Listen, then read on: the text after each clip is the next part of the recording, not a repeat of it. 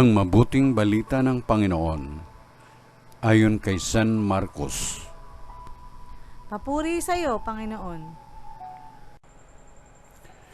Noong panahong iyon, nagsimulang magsalita si Jesus sa mga punong saserdote, mga eskriba at matatanda ng bayan sa pamagitan ng mga talinhaga. Sinabi niya, may isang taong nagtanim ng ubas sa kanyang bukid at binakuran niya ito.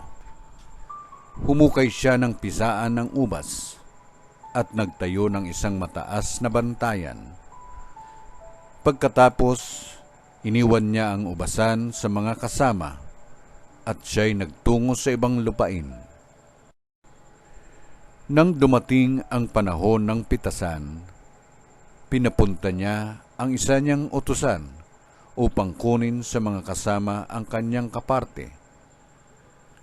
Ngunit sinunggaban ng mga kasama ang utusan, binugbog at pinauwing walang dala. Ang may-ari nagpapunta uli ng ibang utusan, ngunit kanilang pinukpok ito sa ulo at dinusta.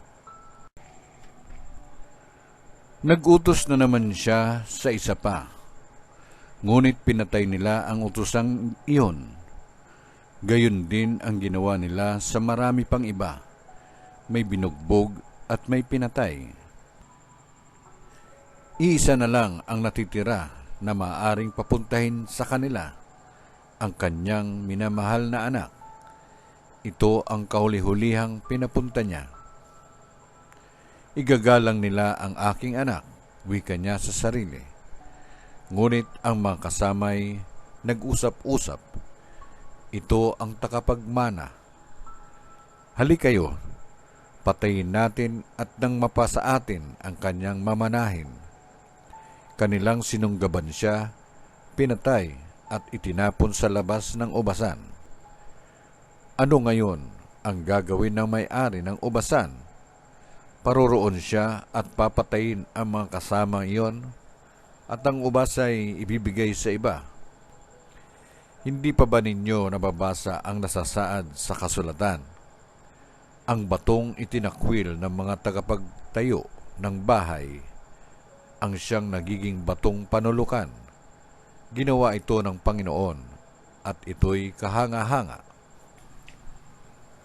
Tinangka ng mga pinuno ng mga Hudyo na dakpin si Jesus, sapagkat nahalata nilang sila ang pinatatamaan sa talinhagang iyon.